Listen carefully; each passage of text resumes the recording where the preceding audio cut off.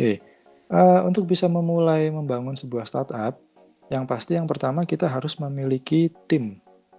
Jadi teman-teman jangan berpikir bahwa kalian bisa mengatasinya sendirian. Nah, itu paradigma atau pemikiran yang salah ya.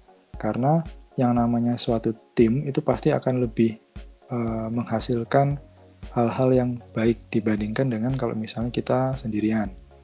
Contohnya mungkin dari sisi kemampuannya kita bisa sharing dengan tim kita, atau mungkin dari pengetahuan-pengetahuan, pengalaman, atau hal-hal yang lain, itu pasti nanti akan sangat membantu sekali. Jadi teman-teman sebisa mungkin harus memiliki tim yang kompak dan solid, dan harus memiliki visi dan misi yang sama saat ingin membangun suatu startup. Nah, setelah kalian sudah punya tim nih, misalnya timnya 3 orang, 4 orang, yang harus dilakukan selanjutnya adalah baru menciptakan sebuah produk. Nah, untuk proses menciptakan sebuah produk, ini kan bisa teman-teman lakukan sesuai dengan tahapan yang sudah dikerjakan sebelumnya kemarin kan. Mulai dari menentukan problem, solution, sampai melakukan pengujian ke si pengguna atau calon pengguna. Nah, untuk nomor 2, saya anggap sudah clear ya, karena itu sudah dikerjakan kemarin. Nah, kemudian yang ketiga, kita bisa melindungi keuntungan dari perusahaan kita melalui sebuah paten. Nah, ini harus kita daftarkan. Kalau misalnya kita memiliki suatu produk atau teknologi atau apapun itu ya, sumber daya dari perusahaan kita, ini harus kita lindungi. Karena kalau misalnya tidak kita lindungi, ada kemungkinan itu akan diambil oleh perusahaan lain atau startup lain gitu. Sehingga nanti dia bisa mengurangi keuntungan dari perusahaan yang kita bangun. Terus kalau hal tersebut sudah beres, jadi kita bisa mendaftarkan ke Haki atau ke paten ya. Selanjutnya kita bisa memasarkan produk kita. Nah, untuk bisa memasarkan sebuah produk, ini ada ilmunya sendiri atau ada tekniknya sendiri. Jadi kita juga tidak bisa seenaknya untuk memasarkan sebuah produk, karena untuk bisa memasarkan sebuah produk itu kita membutuhkan orang-orang yang berada di wilayah marketing, atau mungkin orang-orang yang dia merupakan orang-orang yang paham bagaimana membangun suatu bisnis.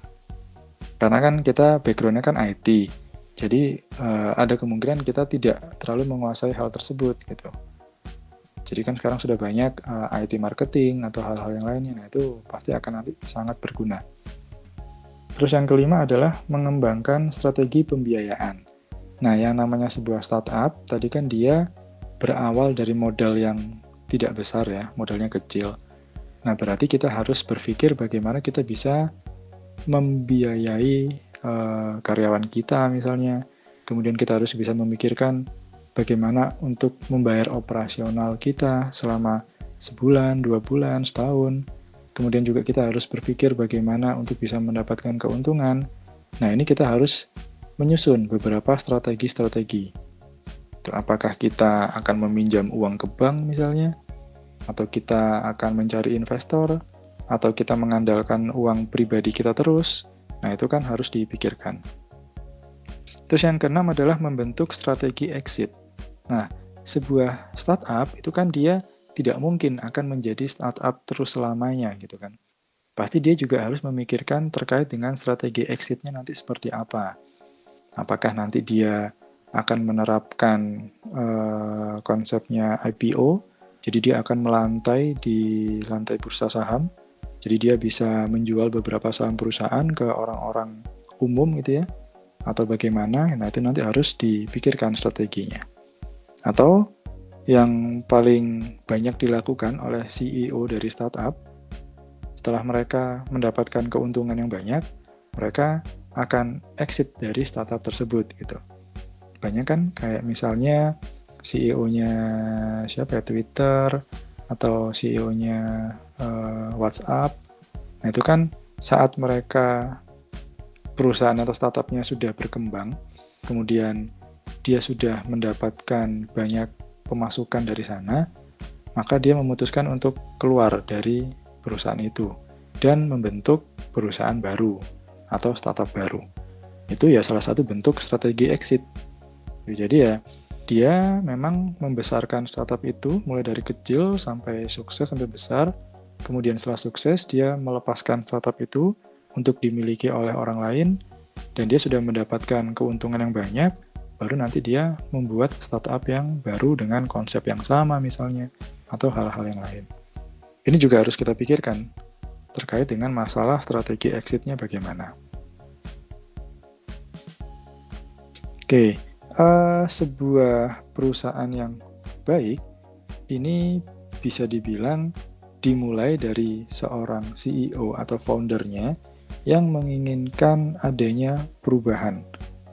Ya, jadi kalau misalnya kita berpikir kita hanya punya startup hanya untuk mencari keuntungan saja, itu bisa dibilang tidak maksimal nantinya. Jadi kita juga tetap harus berpikir bagaimana kita bisa membuat perubahan yang nyata. Jadi entah itu bisa memberikan value yang baru, atau itu dia bisa memberikan manfaat yang sebelumnya mungkin belum pernah dirasakan oleh orang lain, manfaat yang efektif, atau hal-hal yang lain ya. Jadi kita harus berpikiran ke sana gitu. Oke, startup di Indonesia juga sudah cukup banyak ya, dan juga sudah banyak kayak semacam pencarian startup baru gitu ya, kayak semacam pendanaan untuk startup yang baru itu juga sudah banyak. Contohnya misalnya ada Bukalapak, kemudian Gojek, terus ada tukang.id, kemudian ada Tokopedia, dan lain sebagainya. Itu merupakan startup lokal yang dia cukup sukses ya. Jadi dia bisa mengembangkan produknya mulai dari awal, mulai dari kecil, sampai sekarang bisa dibilang sebagai sebuah unicorn. Nah, itu juga kan prosesnya tidak sebentar. Dia pasti prosesnya juga memakan waktu yang lama. Nah, ini yang biasanya harus kita perhatikan atau harus kita biasakan ya. Jadi kita tidak boleh memikirkan suatu hal yang instan gitu. Karena memang semuanya pasti ada prosesnya. Oke, terus juga ada startup yang dulunya mungkin dia berdiri sendiri, kemudian diakuisisi oleh perusahaan-perusahaan besar misalnya, atau perusahaan-perusahaan besar itu dia langsung membentuk startup sendiri. Contohnya ada Halodoc. Nah, ini dia di launching tahun 2016, kemudian dia dimiliki oleh Jarum dan Gojek misalnya. Kemudian ada YouDoctor, dia miliknya Telkom.